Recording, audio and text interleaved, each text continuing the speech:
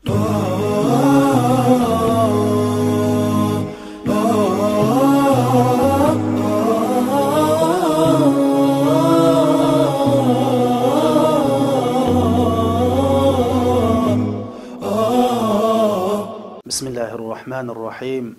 Elhamdülillahi Rabbil alemin. Vessalatu vesselamu ala seyyidil mursalin ve ala alihi ve sahbihi ecma'in. Esselamu aleykum, hürmetli karındaşlar.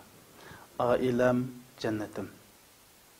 Allah subhanahu ve ta'ala bizge bergen nimetlerinin qatarıdaki en çoğun nimet bolsa, muş xotirjam baxtlik bir ailege erishish.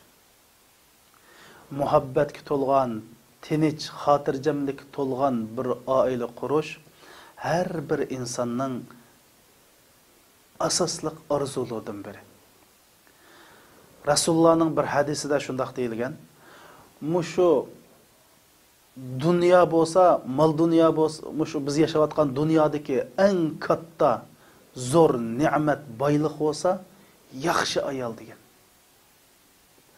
Hamda biz mushu yaxshi ayol bilan baxtlik o'shal xoramga to'lgan oilani qanday quramiz degan vaqtida biz davomli ta'kidlab kelyapmiz, Rasulullohga ergashaylik dedik. Rasululloh qilganni qilaylik, tark etganni tark etaylik. Rasululloh yaxshi ko'rganni yaxshi ko'raylik, Rasululloh yomon ko'rganni yomon ko'raylik. Mushunda qilgan chaqda baxtlik oila qura olamiz dedik. Endi bu baxtlik oila qurish uchun şu aile a'zolari o'zining ustiga yuklangan mas'uliyatni to'liq ado qilish kerak dedik. Oilada bunda 3 xil mas'uliyat bo'ldi dedik. Birinchisi ayol o'rtasidagi o'rtaq mas'uliyat. Bu oila baxtlik oila qurishning tub asosi. Chunki bu oila ayolning o'rtaqligi bilan baxtli bo'ldi. Endi ikkinchisi mushu ayolninki fiziologik, biologik o'xshamaslik jihatdan, psixik jihatdan o'xshamaslik jihatdan ba'zi mas'uliyat erning ustiga atildi, ba'zi mas'uliyat ayolning ustiga atildi. Er qani ayol qilmaydi, ayol qani er qilmaydi deb. Shundan bu yerda erning mas'uliyati ayolning mas'uliyatidan iborat va ayol o'rtasidagi o'rtaq mas'uliyatdan iborat 3 xil asosi, baxtli oilaning 3 xil asos prinsipi muayyanlashdi. Endi bugun inshaalloh biz darsimizda mush ayollarningki mas'uliyat haqida so'z to'xtalamiz. Oysha onamiz Rasulullohdan so'radi: "Ey Allohning payg'ambari, ayolning ustida eng katta haqqi va odam, eng cho'ng haqqi va odam kim o?" debdi. "Eri" dedi. "Unda bo'lsa, erning ustida eng cho'ng haqqi va odam kim o?" debdi. "Onisi" dedi. Biz bu hadis şeriften şunu ko'rib olamizki, agar ayollar Allah subhanahu va taolaga yaxshi banda bo'lmoqchi bo'lsa, yaxshi bir solih ayol bo'lmoqchi bo'lsa, erining haqqini to'liq ravishda ado qilish. Agar Allohning rahmatiga erishmaydigan bo'lsa, erining haqqiga sal qarash yoki qari bo'lmaslik. Bu hadisdan shu chiqdi qarindoshlar. Shuning uchun mushu ayollarning mas'uliyatini biz qisqacha tunishtiramiz bir necha nuqtada. Şu mas'uliyat qatorida eng muhim sanıladigan birinchi mas'uliyat bo'lsa,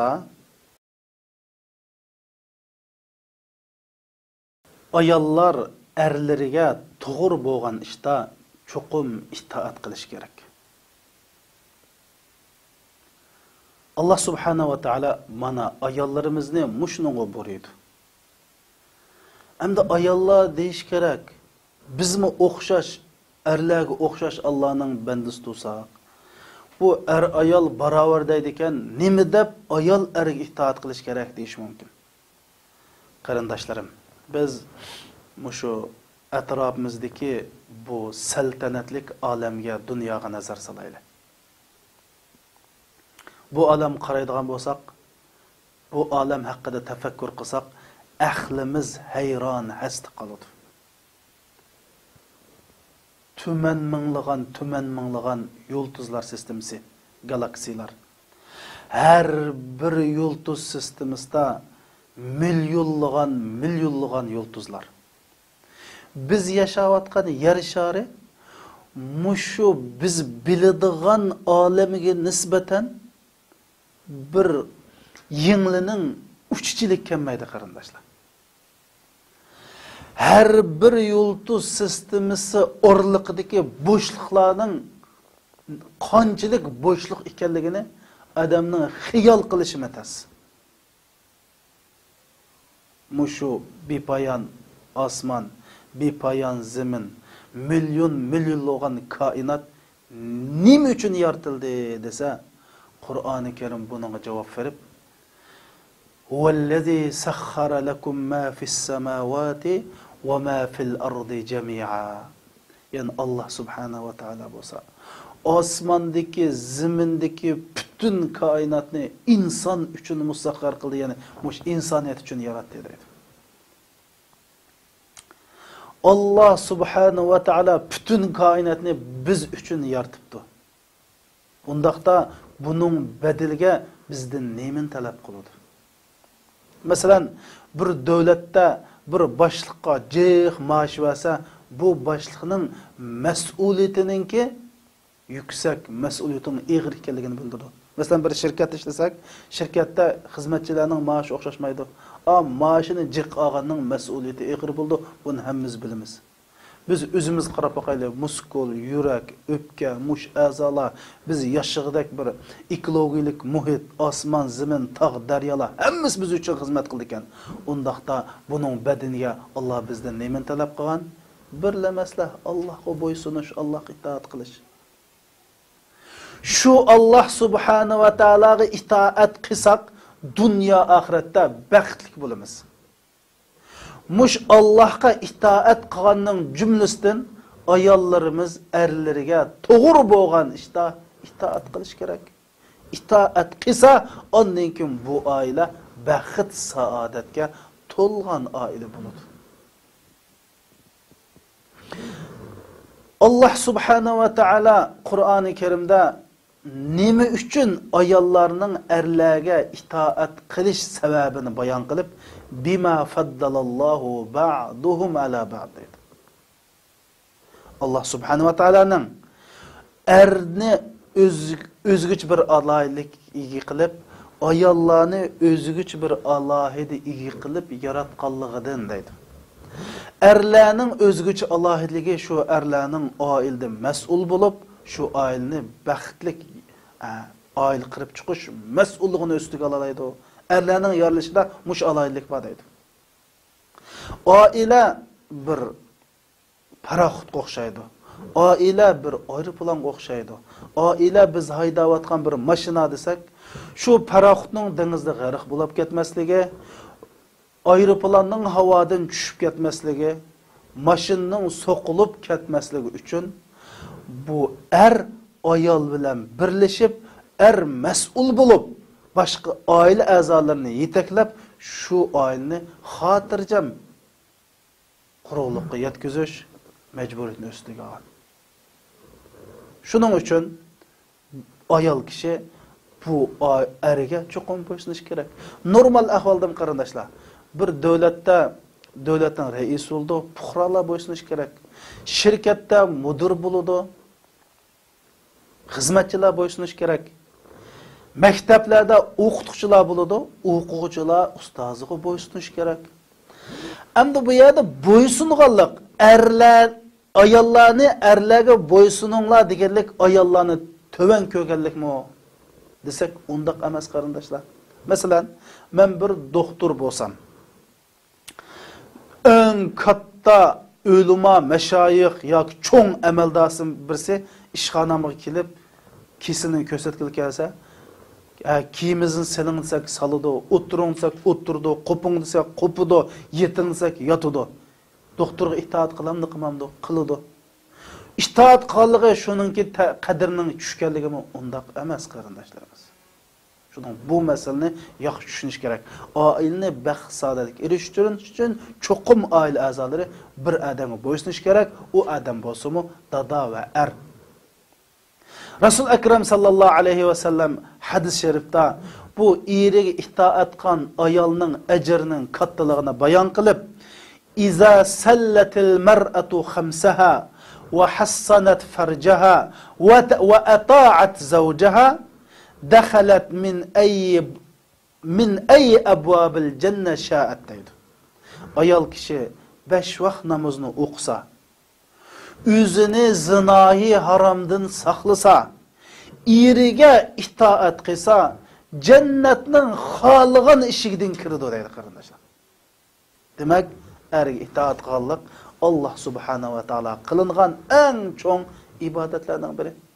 Shuning ota-onalarmi, mush qizning ota-onasi qizlarga bu hukmni tushuntirish va oiladimi onalarimiz, dadallarimizga itoat qilish orqali singillarimizga, ochilarimizga bu tushunchani tushuntirish, bu hukmni bildirish va oila a'zolari mush och singillarimizni yo'ldishidan ruxsatsiz bir akitadigan yoki voy yo'ldishing kagich ketib pulimiz yoki voy nim bo'pti men dadam bo'lgankin anam bo'lgankin menga demay ay yo'ldishidan so'rab qizlarimizga bolalarimizga mush yo'ldishga itoat qilishni o'rgatish qarindoshlar. Chunki bu bir oila bir muassasaga o'xshaydi. Cho'qim bir boshliqqa bo'ysunmasa bu shirkat, bu oila vayron bo'ladi. Rasul Akram sallallohu alayhi va sallamning hadisida bundaq bir vaqalik bayon qilingan. Husayn ibn Mihsan radhiyallohu anhu shundaq deydi: "Mening hammam Rasulullohning qishiga bir ish uchun keldi" deydi. Keyin Rasululloh so'radi. Ish tugandan keyin so'rabda, "Siz eringiz bilan qandaroq? Ya'ni eringizga itoat, sizning eringiz bormi?" degan, "Ha, mening erim bor" dedim deydi. "Kayfa anti min zawjik?" Siz eringiz bilan qandaroq o'tsiz, ya'ni eringizga itoat qilamsiz deganda, o ayol dedi, "Men qulimdan kasilam itoat qilaman. Qulimdan kelgan ishda erimga qat'iy osi bo'lmayman" debdi. Rasul Akram sallallohu alayhi vasallam, "Zawjiki jannatuki va naruki." Siz maishqa samimiy qarang, maishqa diqqat qiling. Ay yo'ldishingiz sizning yo jannatingiz yo eringiz degan payg'ambar sallallohu alayhi vasallam. Yana kelib qarindoshlar, bizning dinimiz ayollarni erlarga itoat qilsin degan vaqtda qarg'ularchan bo'zgasimi, adolatsizlik qilsin, itoat qilsin degan gap yo'q. To'g'ri bo'lgan ishda itoat qilish kerak. Qur'on hadisga uyg'un bo'lsa, chuqum ayol kishi erga itoat qilish kerak. Her bir och singillarimiz mana bu diniy hukm, bu Allohning buyrug'ini kalladan chiqarib o'tmaslik kerak. Chunki oilada bir shaxsga itoat qilmasak, hammamiz bilamiz, bu oila chuqum chatoq chiqadi. Bu normal bir ish. O'quvchi ustoziga bo'ysundi. Xizmatchi boshliqqa bo'ysundi.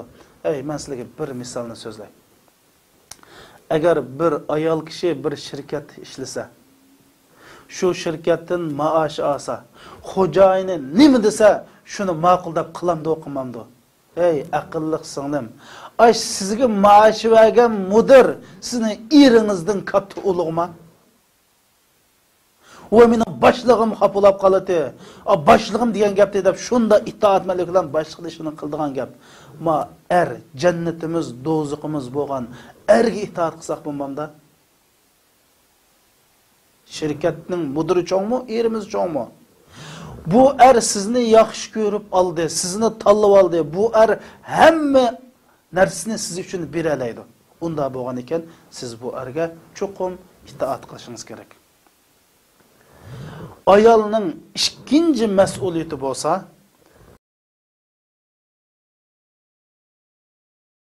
ayol kishi eriga sadoqatman bo'lish.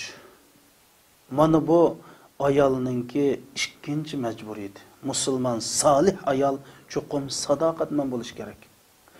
Endi qandaq vaqtda ayol kishi eriga sadoqatman bo'ldi desa, birinchisi erining maxfiyatligini saqlash. Ikkinchisi uyiga, bolaga obdan qarash. Üçüncüsü erining mol-mulkini asrash. To'rtinchisi erining shon sharafini asrash. Biz birdan kelaylik. Birinchisi erining maxfiyatligini saqlash degan vaqtda bu ish qilindi. Birinchisi mush ayol o'ttirsidagi xos ishlarni boshqalarga deb jumaslik qarindoshlar. Bu bak cho'ng gunoh. O ayal kishi vay u oldu, bu oldu, mening erim undaq, onun bedenim undaq, chiroyi anda, o bu quruq qiliqi uyda xos bo'ladigan ishlarni deb yursak bo'lmaydi. Rasululloh bir kunsa sahabalardan "Sizni aranglarda shundoq ayol o'tirishki bo'ladigan ishlarni deydiganlar bormi? Jim o'tiribdi. Ikkinchi qatim debdi, bormi jim o'tiribdi. Uchinchi qatim mushda deydiganlar bormi?" deb bir ayol sahaba qo'yib, "Ya Rasululloh, buni hammamiz deymiz. Erlarmi deydi, ayollarmi deydi buni deyishdigan gap" debdi. Payg'ambar sollallohu buning misoli bir erkek shayton bilan bir kishi shayton yo'lning o'ttirsida xalq alam o'tkitib olsa, zina qilayotgan mushtaq shaytonga o'xshaydi. Mushundoq odamlar degan qarindoshlar. Hadis sharifda Rasul akram sallallohu alayhi vasallam "Iza haddasa ar-rajul li akhihi thumma iltafat" bir musulmon yana bir musulmonga gap qilib, shunda ikki tarafga qaragan bo'lsa, bu qilingan gap omonat bo'ldi bir musulmonga, boshqalarga deb yursa bo'lmaydi deydi qarindoshlar. Omonat xiyonat qilish munofiqning sifati. Shuning uchun ma xos ishlarni demaslik. Ikkinchi sir bo'lsa, masalan, erninki iqtisod ahvol deymiz yoki erning ba'zi ayblari bo'ldi qarindoshlar. Buning ayol kishiniki, buni onasiga, singillariga, og'in do'stlarga deyishki bo'lmaydi bu sir. Nima uchun? Takamul, mukammallik Allohga xos. İnsan bo'lgandan keyin cho'qim bu insonda ayb nuqson bo'ladi. Biz qandoq qanchada baxtlik oila qura olamiz desak, shu ayb nuqsonni qabul qanchada normal ahvolga degan vaqtdan keyin baxtli bo'la olamiz. Bu kallamızda endi qo'ysin.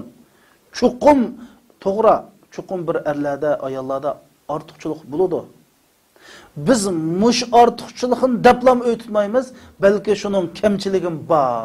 Bu kamchiligini men qabul qilma demaysak, voy kamchiligi vaqtida uni butun xalq olamga yeyib, dadimizga, onamizga, bolalarimizga meni erim andaqda deb yursak, bu oila vayron bo'ladi. Ham buni deyish shariatda to'g'ri emas qarindoshlar. Bu sir, bu bir maxfiyatlik. Masalan, bir materialni ko'rib qoldim. Bir ayol bir er bilan to'y qildi. Bu ayol taxminan 15-20 yil tug'mabdi. Shu jarayonda qinonlardan, qinsingillardan nurg'un eg'ir jirik gaplarni anglabdi. Hatto voy akam to'y qilsomamdi, o'g'lim yen bir xotna olsomamdi deb shunda ishlar bo'lib, 15 yil 20dan keyin bu eri o'lib ketib, bu ayol ikkinchi qatim to'y qilgan bir yildan keyin tug'ibdi. Shundan so'rasa, asli tug'misi er ekan. Mush ayol men erimning mushu nemisini men yushirma, erimning obrazi boshqalar tushib ketmasin deb mushunda yushuganligi bir kitobda qayd qilingan qarindoshlar.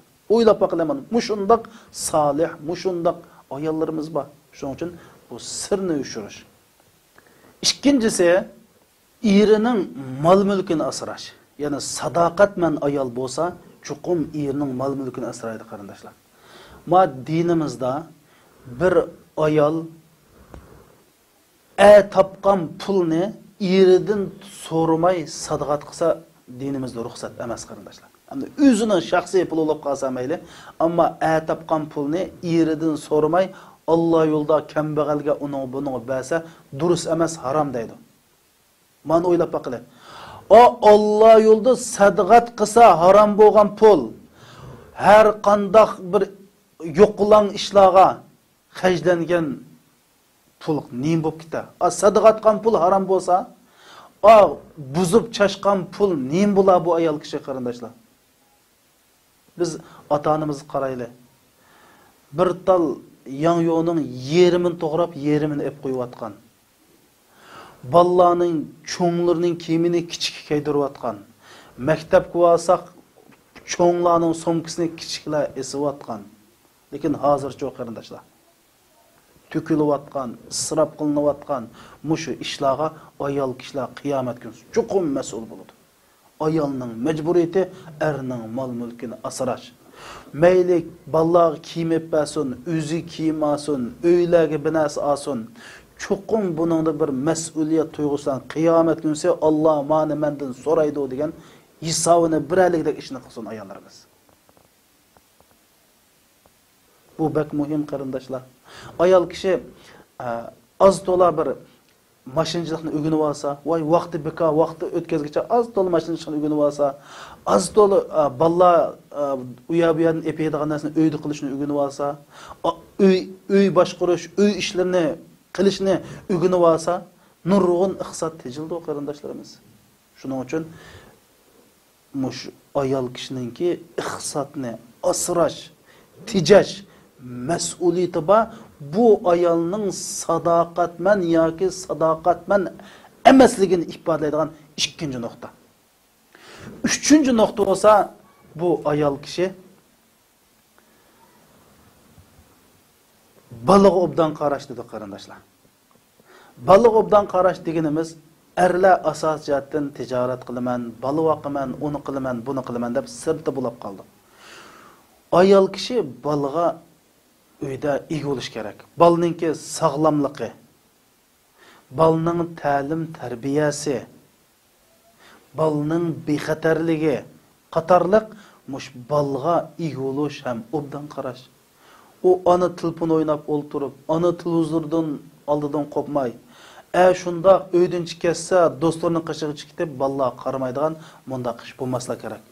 Mush uyda yo'q chaqda pul topaman, oila boqaman deb sirq chiqatgan vaqtida mush bala ayolga qilingan omonat qiyomat kuni Alloh subhanahu va taolo bu singlimizdan, bu hadimizdan buni chuqum so'raydi. Buni mening ayollik majburiyatim, baxtlik oila bo'lish uchun men bu majburiyatni ado qilay deyish kerak.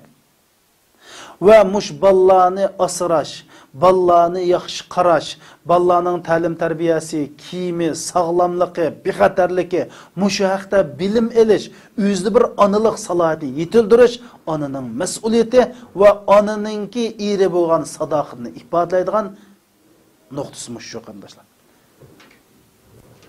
Ayolning sadoqatmanligini ifodalaydigan yana bir nuqta bo'lsa, erning shon sharafini saqlab qolishidir. Qanday saqlab qolarlar? Ayollarimiz erining sha'niga dog' takkuzdigan ish harakatni qilmaslik. Yot erlar bilan paranglashmaslik. Kishilar gumon qiladigan, eski odamlar yashaydigan o'rinlarga ko'chalarda mangmaslik. Ashundaq nachar odam bilan agashmaslik. Uyiga yot erlarni boshlamaslik. Tilpullarda, turlarda yot erlar bilan gaplashmaslik. Mana bu erininki g'ururiga, vijdoniga, erining shon sharafiga zid keladigan ishlarni qilmaslik ayol kishining eri bo'lgan sadoqatmanligining jumlasidandir. Yaxshi ayol, baxtlik oila quraydigan ayol cho'qim eriga sadoqatman bo'ladi. Ayolning 3-chi mas'uliyati bo'lsa,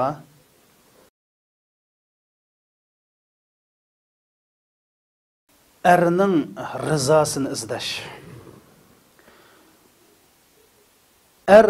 Ayolidan rozi bo'lgan chaqda ermu cho'qim ayolini rozi qilishga tirishadi. Shuning uchun ayollarning 3-chi mas'uliyati bo'lsa, erni rozi qilishga tirishish. Buningki natijasi cho'qim ayolga foydali bo'ladi. Ikkil tarafga foydali. Shuningga ko'nalarning bir gapi bor. Eringizga didak bo'ling, eringiz sizga qul bo'ladi deydigan. Rasul akram sallallohu alayhi va sallam hadis sharifda shunday deydi: Ayyuma imra'atin matat va zawjuha anha radin dakhala al-janna. Har qandaq ayol o'lib ketgan vaqtida er uningdan rozi bo'lsa, u ayol jannatga kirdi degan qarindoshlar.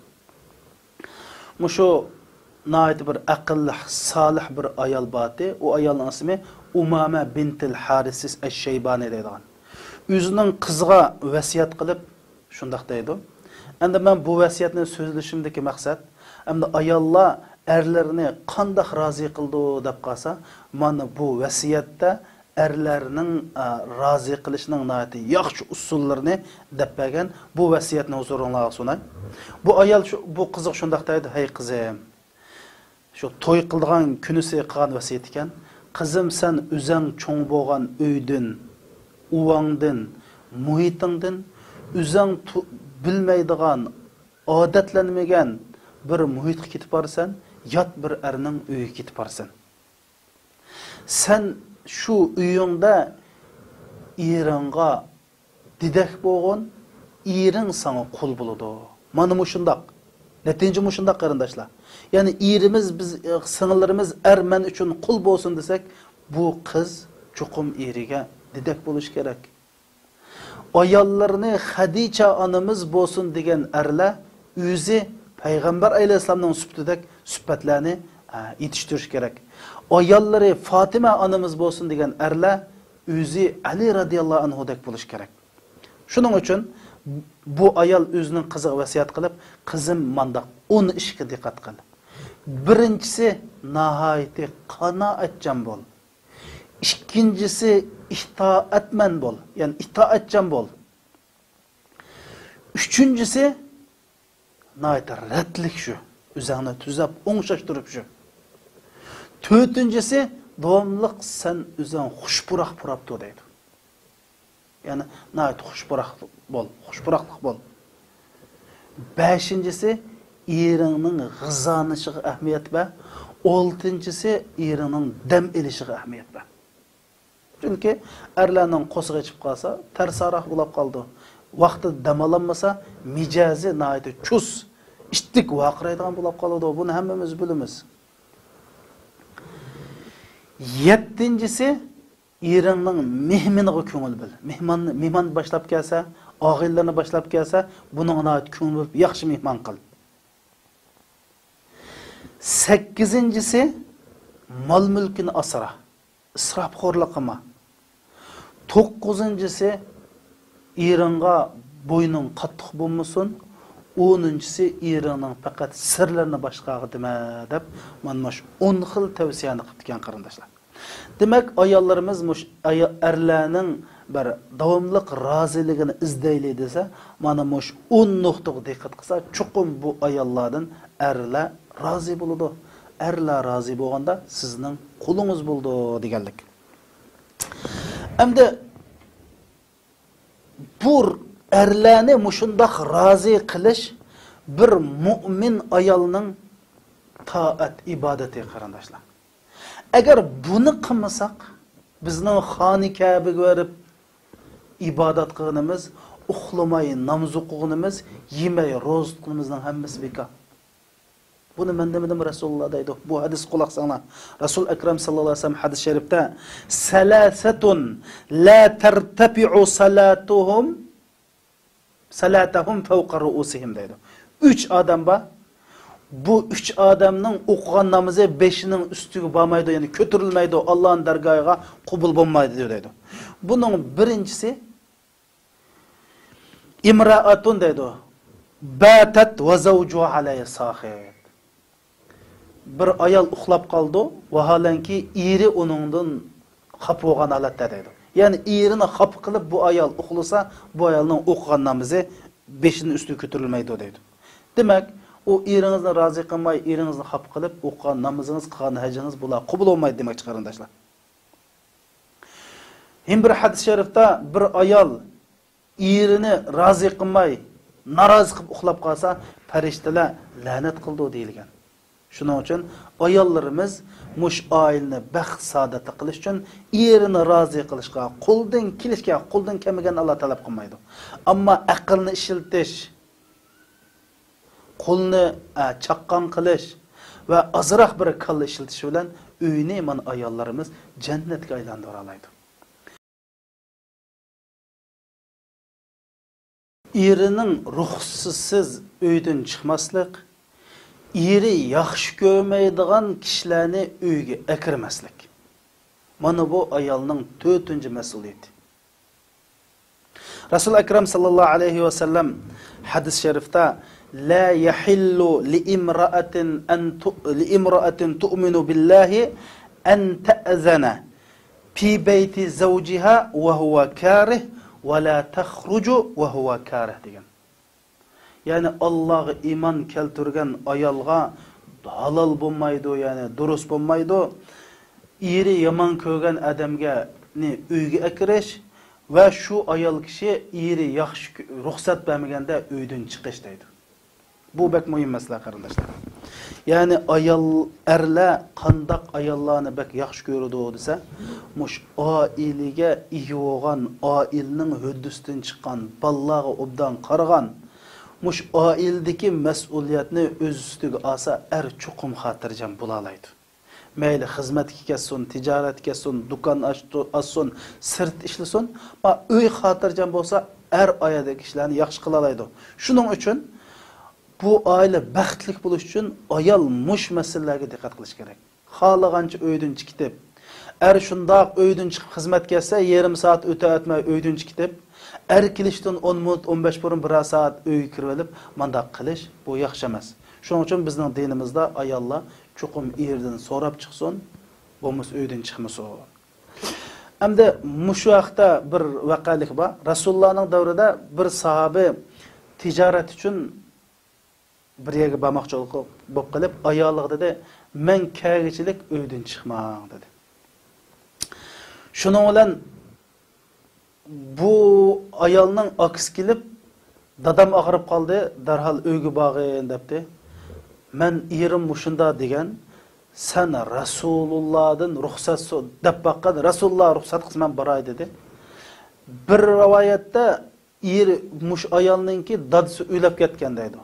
Bir rivoyatda Rasululloh nima degan desa, mushundaq eriga itoat qilib uydan chiqmasligi shu dadisini yo'qligidan afzal degan bir rivoyat bor.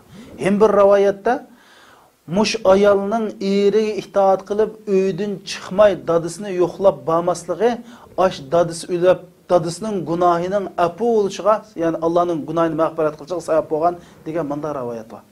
To'g'ri, bunda deganligimizdan ayollar o'zining tuqqanlarini yo'qlamasin, dadisini qashiga bormasin deganlik chiqmaydi qarindoshlar. Lekin iznisiz chiqmasin degan gap. Ammo bir ayol kishi dadamni ko'raman, tuqqanlarimni ko'raman desa, chuqum ruxsat verish kerak. Biz inshaalloh buni dars jarayonida bayon qilamiz. Ammo ayol kishi chuqum chiqadigan chaqda erining ruxsati bilan chiqish kerak demakchi. Bu shariatimizning ko'rsatmasi shu. Hamda siriq chiqishda masalan chiqiblam do'kondan azbaz saypay akilish, azbaz ehtiyojli narsani akilishmi ayol kishiga cheklanmaydi. Lekin umumiy jihatdan mush uydan chiqadigan vaqtida erning ruxsati bilan chiqish, uyga yomon ko'radigan kishilardan boshlamaslik mana bu ayolning oiladagi 4-mas'uliyati. Demak, qarindoshlarimiz, bu hammasi emas. Men buni darsni eng ixcham so'zlayman deb qisqartib so'zildim. Har holda oilani baxt saodatlik oila qilaylik degan ayollarimiz mana bu 4 mas'uliyatni chuqum yaxshi ado qilish kerak. Assalomu alaykum va rahmatullohi va barakatuh.